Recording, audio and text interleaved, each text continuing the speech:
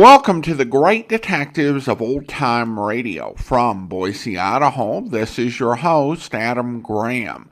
In a moment, we're going to bring you this week's episode of Dragnet, but before we do, I want to encourage you, if you enjoy the podcast, to follow us using your favorite podcast software. Today's program is brought to you in part by the financial support of our listeners. You can support the show on a one-time basis by mailing a donation to Adam Graham, P.O. Box 15913. That's P.O. Box 15913, Boise, Idaho 83715. And you can also become one of our ongoing Patreon supporters for as little as $2 per month at patreon.greatdetectives.net. But now, from September 28th, 1950, here is The Big Death.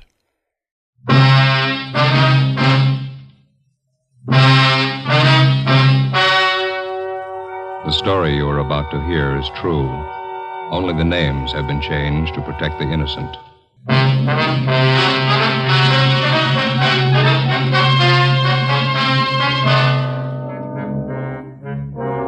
You're a detective sergeant. You're assigned to homicide detail. A socially prominent citizen is plotting to kill his wife. He tells you his plans for the murder. He hires you to do the killing. Your job, stop him.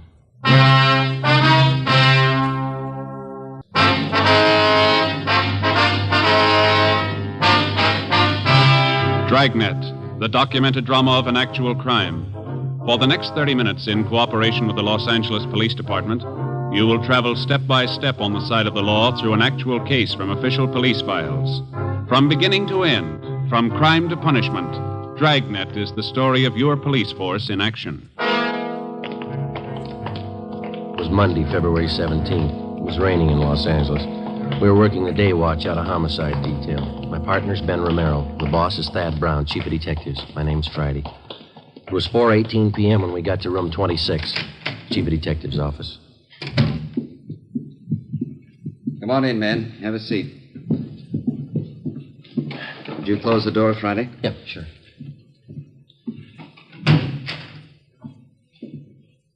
Captain Steed, Sergeant Romero, Sergeant Friday. I'd like to have you meet Special Agent Ray Kimball, Public Utilities Commissioner. Mr. Kimball. Mr. Kimball. And his friend, Mr. Trudeau. How do you do? Mr. Trudeau. How are you, sir?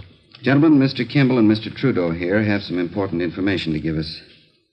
Mr. Trudeau, would you like to repeat for these officers what you told us a few moments ago? Yes, sir.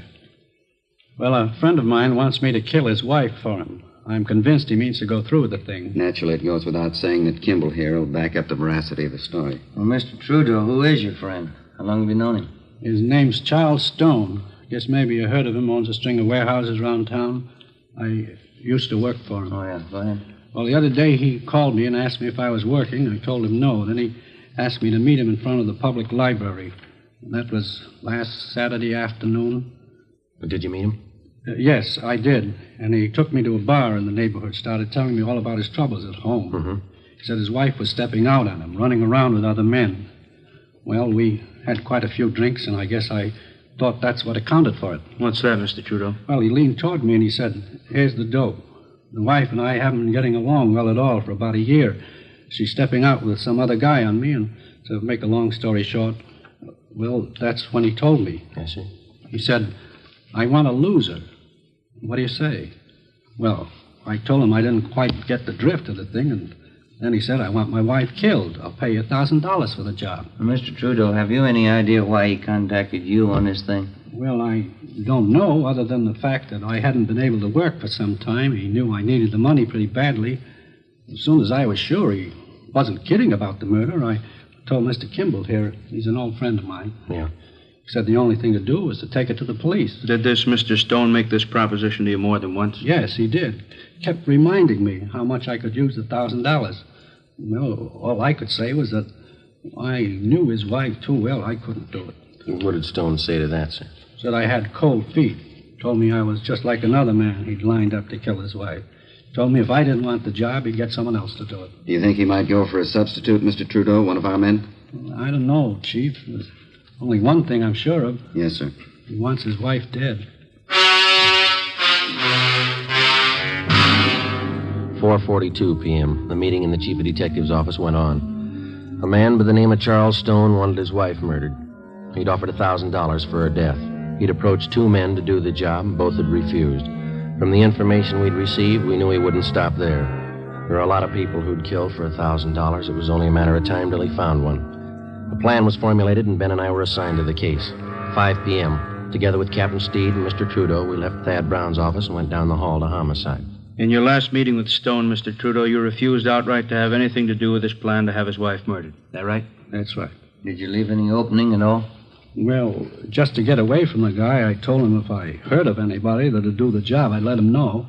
You think that maybe he'd listen to you if you went back and suggested somebody? I don't know. He'd listen to me, but he's no dummy. You got to understand that. He's going to be careful. Well, which one of you is going to play the killer? I'd like to try it, Skipper. Who's going to fit the part best? Trudy here just told you this Charles Stone's no pushover. I don't know, Captain. This officer here... Me? Yeah, no offense, but I'd sure peg you for a cop. You would? Why's that? Well, I don't know. You just look like one, I guess. Well, Joe is a little closer to average height, weight. Yeah, that's what I mean, Captain. He doesn't look like a cop. All right. Now, Mr. Trudeau, you're willing to go along with us on this thing? Certainly, Captain. Anything I can do. You just tell me what you want. Well, just as soon as possible, we'd like to have you contact Mr. Stone.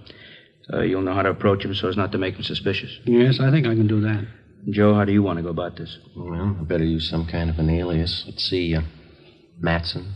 Joe Matson. Mm-hmm. How about Kelly? Just plain Kelly? That's fine with me. Good. Now, how about your background? Better get that straight with Mr. Trudeau here. Well, suppose I tell him I'm from Phoenix, huh? If I know that town pretty well, he might ask me some questions about it. Okay. And now, how'd you happen to know Trudeau, the Army? Did you ever serve in the Army, Mr. Trudeau? Yes, sir. 42 to 45. CBI did it. All right. Well, we served together in the Army, huh? Let's make it in China. Quartermaster Corps, all right? All right. And now, Mr. Trudeau, this is all you'll have to do. Set up a meeting with Stone as soon as possible. Introduce Friday as the man who's willing to do the job for him, an old Army friend. Then step out of the picture as quickly as you can. All right, Captain. I understand. It goes without saying, we certainly appreciate your cooperation. And not at all, sir. Only glad I'm in a position to help out. You'll probably save that woman's life. I wish I could be sure. How do you mean, Trudeau? The last time I saw Charlie Stone was 3 days ago. Maybe he's hired somebody else.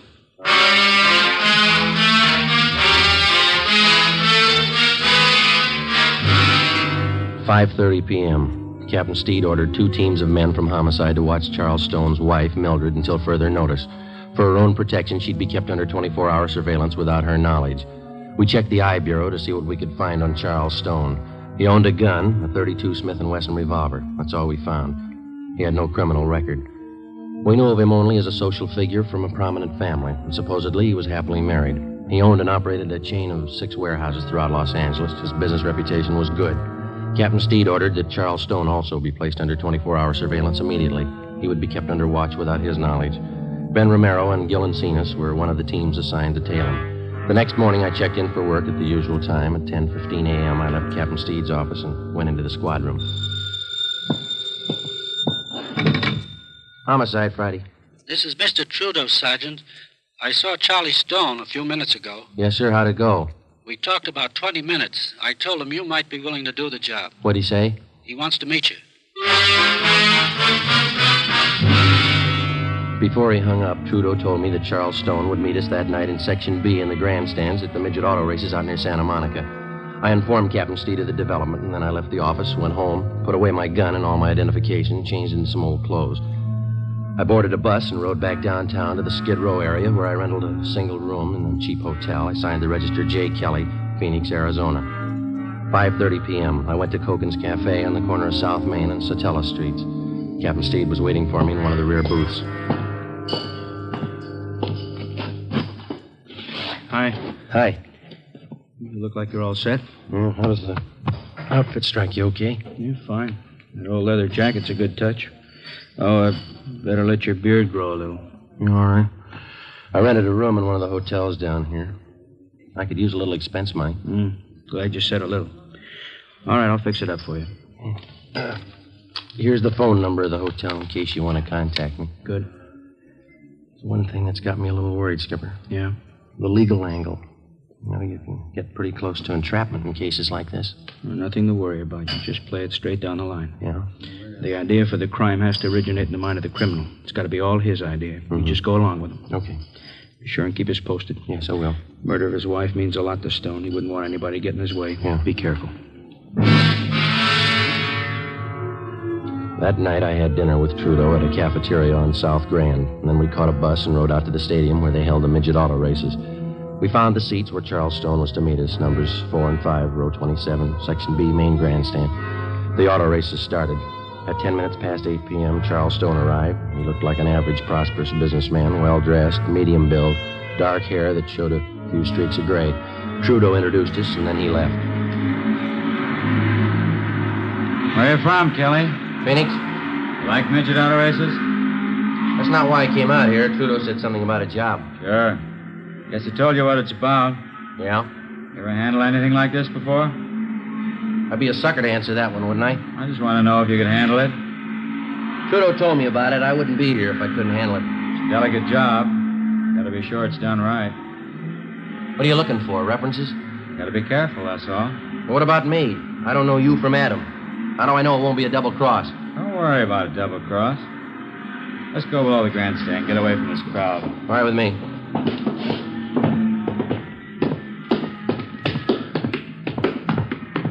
You haven't said anything about money yet. Plenty of time to talk money.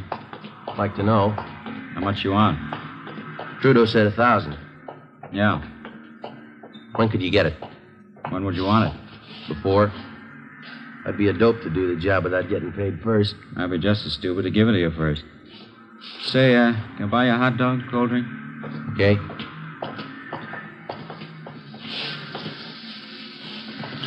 Miss? Yeah, One hot dog, couple of root beers. one dog, 2 beers. You like root beer? Sure. How about settling on the dough, huh? You do the job, you'll get paid. You can ask Trudeau if you like. He'll tell you I keep my word. Well, it's got to go fast, that's all. I may have a job lined up in Phoenix. I got to get that dough and some new clothes. Got to put up some kind of a front. That's why I need the dough fast, no waiting. You'll get your money. We can work out something. Hot dog, 2 root beers, 40. Mustard's on the counter. There you are. Mm-hmm. Just move over there out of the way. Okay.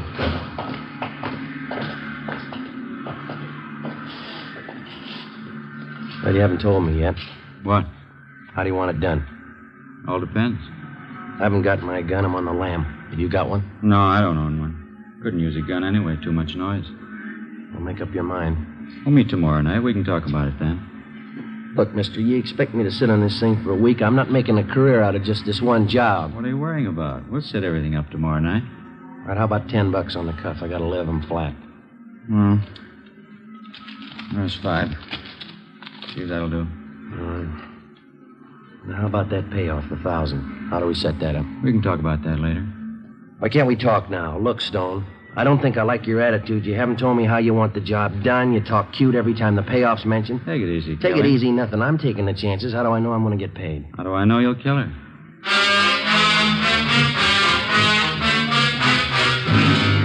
Before I left Charles Stone, we set up a meeting for the following night at 8 o'clock. I caught a bus and went back to the hotel room. So far, I'd been unable to get any other corroborative evidence on Stone, evidence that could be presented in court. The next morning, I called the office and kept them posted on developments. I had my meals at a lunch counter next door to the hotel, and I stuck pretty close to my room. At 2:30 that afternoon, Ben called. We tailed Stone to the midget auto races last night, Joe. Do any good? Well, not bad. It's going a little slow, though. We tailed him after he left you. We drove to a Beverly Hills address, apartment house. Thought he lived in Glendale. He does. The apartment he went to is registered to Jean Howard. Stayed till 4 this morning. Checked the Howard girl out. She's a secretary at one of Stone's warehouses. Maybe that explains why Stone wants to get rid of his wife, huh? Here's one more thing. We tailed him to a gun shop this morning. Bought a couple of things, and after he's gone, we checked with the store clerk. Told us Stone bought a box of shells, .32 caliber. Same kind of gun he had registered in it, 32 S&W? Yeah.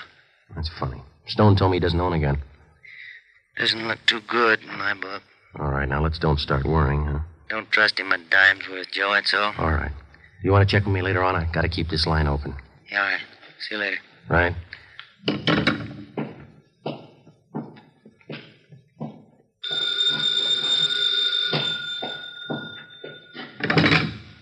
Yeah. This is Stone. Yeah. Job's all set up, ready to go. When? Tomorrow night.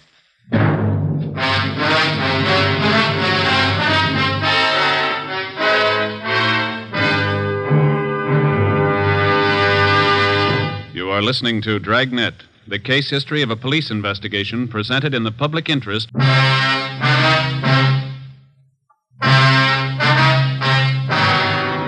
Wednesday, February 19th, 8:55 p.m. Charles Stone picked me up in his car at the corner of Alameda and 6th Streets. He turned onto South Broadway and he headed down for the beach. He hunched over the wheel as he drove. I kept wondering how I was going to pin him down. We were less than 24 hours away from the scheduled murder of his wife, and I still didn't have a case against him that'd stand up in court. If he failed to produce sufficient evidence tonight, Stone had a good chance of going free, whether he succeeded in having his wife killed or not. I also had no idea what plans the suspect had made before he hired me to do the killing. There was a definite possibility that he might have arranged for somebody else to commit the actual murder and then set up a double cross with me as the victim. We knew he had a .32 S&W revolver registered in his name, but he denied to me that he even owned a gun.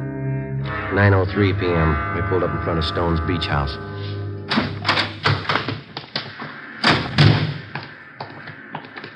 Most of the other homes around here are vacant, summer places.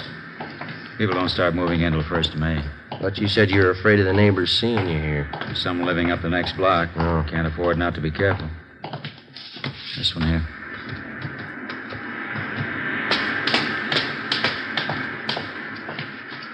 There's the front door key. See if you can work it. I know how it works. You go ahead and open it. All right.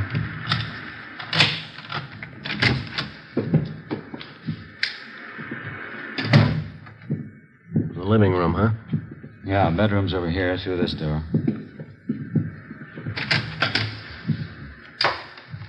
Uh-huh. All right, what's the story? Where do I start? My wife should be here about 6 o'clock tomorrow night. She'll be coming down alone to get the house ready for a weekend party. When do you want me here? About 4 in the afternoon. Here. Here's the key to the front door. Better pick it up and hand it to me, huh? Okay, here you go. First thing you do when you get here is pull out all the drawers in the bedroom bureau, scatter things around, make it look as much like a burglary as you can. Yeah? Same here in the living room. Desk drawer, table, cupboards. Turn them inside out, throw things around. Leave my fingerprints all over everything? I've taken care of that. Old pair of gloves of mine. You'll find them here in this drawer, remember that. All right. Let's see now, Oh, yeah, sash cord. I'm sure this ought to serve the purpose. Shouldn't have any trouble.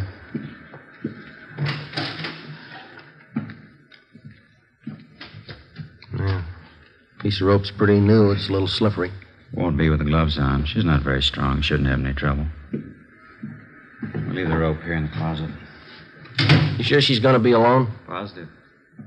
Where am I supposed to hide? Let me show you. Here. Right by the front door. This closet. Yeah. When my wife comes in, closes the door, she'll probably go right to the bedroom and take off her coat. Follow her in, then do it fast while her back's turned. No screams. Neighbors might hear. All right. Want it clean and quiet. Do it as quickly as you can. Now, when you're finished, here's what I want you to do with her. What's that? Take the body and bring it this way.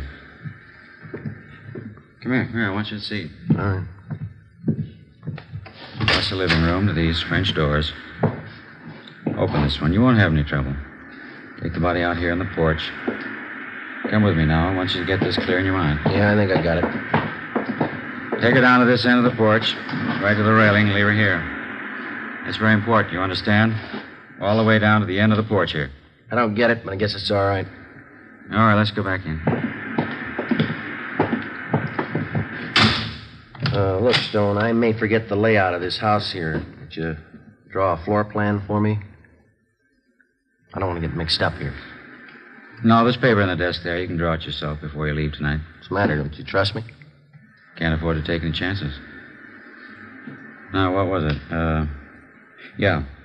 After you're finished using the rope, I mean. Yeah. You'll find some rings on my wife's fingers. Take them all off. Big setting especially. There'll be a bracelet on her left wrist. Take that, too. What'll I do with them? Put them in this white vase in the mantel here. The rings and the bracelet. Don't miss any of the rings. They're expensive. Well, how about me bringing them to you? I can pick up my dough at the same time. No, put them in the vase. As soon as that's done, leave here and go back downtown. I'll pick you up where we met tonight, 6 in Alameda, 7:30 sharp. Have the money for you then. Where are you going to be at 6 o'clock? I have to cover myself. I'll stay on at the office. Special conference. I don't know. I don't think I like this. What do you mean you don't like it? Suppose something should happen. I got no protection. I'd feel a lot better with a gun. I told you I don't have a gun to give you. Why would you need one anyway? Just feel a lot better, that's all. Buy one if you want. That's your problem. I'm paying you for the job. I haven't seen your money. I told you, when the job's done, you get your money then. There's just one thing I want to make sure of. No mistakes here. Don't worry, you get your pay. Ask Trudeau if you like. He'll tell you can trust me. You can ask anybody. How about your wife? Before I left Charles Stone, I got one more valuable piece of evidence out of him, a special phone number written in his handwriting on the back of one of his business cards. In case anything went wrong, I was to call him at this number. In his own handwriting, I also got a list of times that I was supposed to remember. When to come to the house, when to leave, when to meet him for the payoff. The next afternoon at 3:30, I left the hotel and drove my car out to Venice to Stone's beach house. Captain Steed and another officer from Homicide followed me out. We waited in the house together. Shortly before 6 p.m., Mrs. Mildred Stone arrived with Ben and Gil and seen us. She refused to believe the story of her husband's plot to have her murdered. Captain Steed laid out the evidence for her. This key, Mrs. Stone, you recognize it? Why, yes, it's the one for the front door. It must be Charles. He gave it to this officer, Mrs. Stone, the man who was supposed to murder you. No, I don't believe it. Do you have any idea what's in that closet, ma'am, that one over there? There's nothing in there. I cleaned it out the last time we were here. I cleaned out all the closets. I'd like to show it to you, ma'am.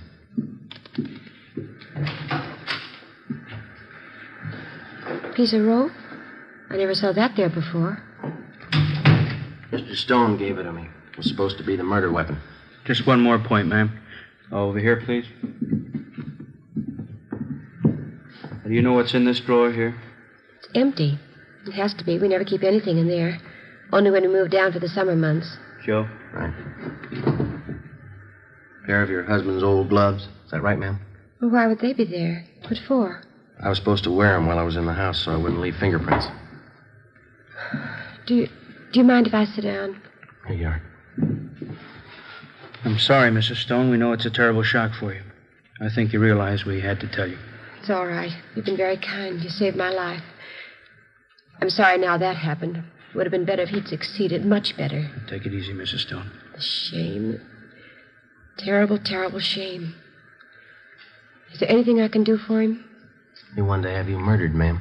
I know that. He wanted me dead. Yes, ma'am. There's only one thing. Yeah? He's my husband, Sergeant. I love him.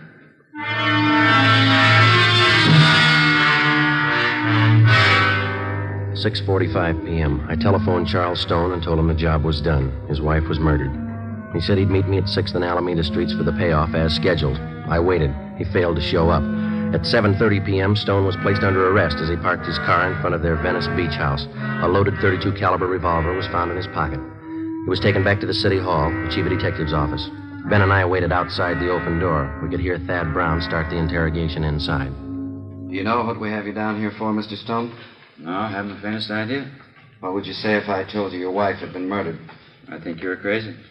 What would you say if I told you that you're accused of her murder? It's silly. It's ridiculous. I've been at work all day. I can prove it. All right, Friday, come in. Yes, sir.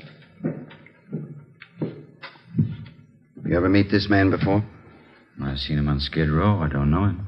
Do you recognize the man you hired to kill your wife? I don't know the man. I didn't kill my wife. I don't understand all this. The name's Kelly, Mr. Stone. He's some fake officer. He's a Skid Row bum. I don't know him. I don't think that's going to make it, Stone. Both you and your wife have been tailed constantly for the last couple of days. Photographs taken. Midget auto races. 6th and Alameda. Beverly Hills apartment. Crazy. You don't know what you're talking about. Mike, would you send the lady in, please?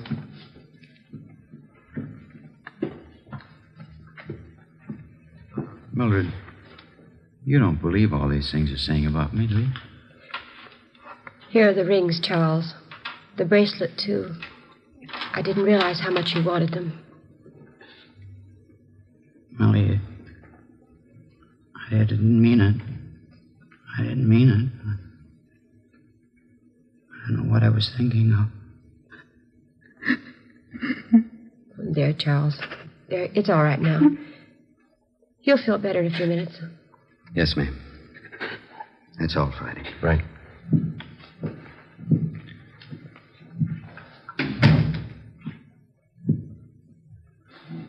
What's it look like, Joe? He's starting to talk. It's got me. He tries to have her murdered. She goes to bat for him. What's it prove? He sure must love him. What do you think? How about a cup of coffee?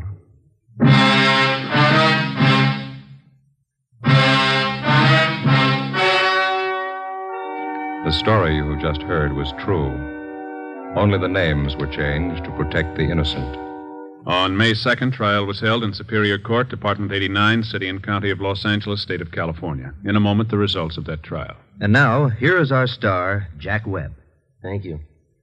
To the working detective, the difference between guilt and innocence is proof, in the form of physical evidence, in the form of testimony gathered from reliable witnesses. In determining any suspect's guilt or innocence, the difference is actual proof.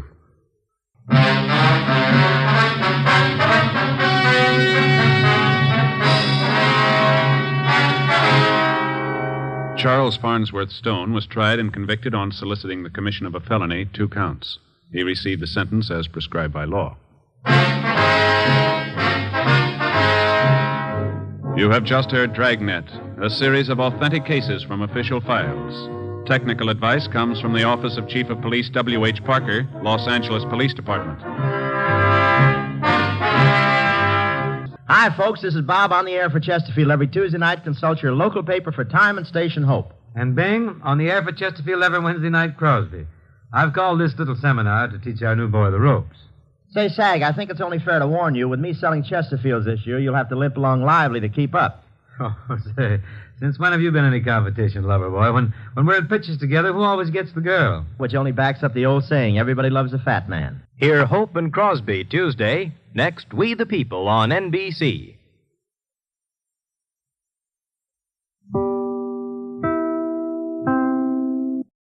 Welcome back.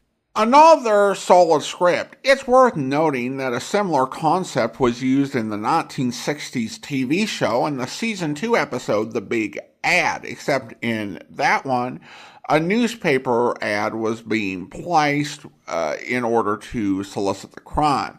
It's kind of funny, given how Joe Friday became a police icon, that he was chosen to play the hood based on the idea that he didn't look like a cop. Now, to be fair, Webb was often cast as various sorts of tough guys and criminals, and certainly played his fair share of hoods, even in some films into the early 1950s. It just seems odd knowing what we know now. Well, now it's time to thank our Patreon supporter of the day, and I want to thank Steven. Steven's been one of our Patreon supporters since July 2024, currently supporting the podcast at the Detective Sergeant level of $7.14 or more per month. Thank you so much for your support, Steven, and that will actually do it for today. If you're enjoying the podcast, please follow us using your favorite podcast software, and be sure to rate and review the podcast wherever you download it from. We'll be back next Saturday with another episode of Dragnet, but join us back here tomorrow for our 4,550th episode special, where... Well, Collins, I've eliminated 3 of those people. Why? Well, there's nothing to tie them in the first place. All the local police had to go on was suspicion. No, that's not much. But how about the 4th suspect? A man named Samuel Arthur. Anything on him? No, nothing. Nothing at all. But look, if Arthur's guilty, if you think he's the one, you gotta have something. What about the money from the robbery? Not a penny of it's shown up. That's why I believe the job was pulled by someone in this town. Someone who was afraid to leave. Someone who killed the watchman Walters and then got panicky. Panicky? A murderer who's played doggo for a year isn't exactly panicky. He's smart, waiting for the time he can leave. Collins, I'm changing boarding houses. Cooking bad at the one you're in now? No, the hunting's bad. Samuel Arthur stays at Mrs. Holly's boarding house. Here's the address. All right, what's next? I'm going to find one lead, one clue that'll give me a toehold. I hope you'll be with us then. In the meantime, send your comments to box13@greatdetectives.net. Follow us on Twitter at Radio Detectives and check us out on Instagram. Instagram.com/greatdetectives. From Boise, Idaho, this is your host, Adam Graham, signing off.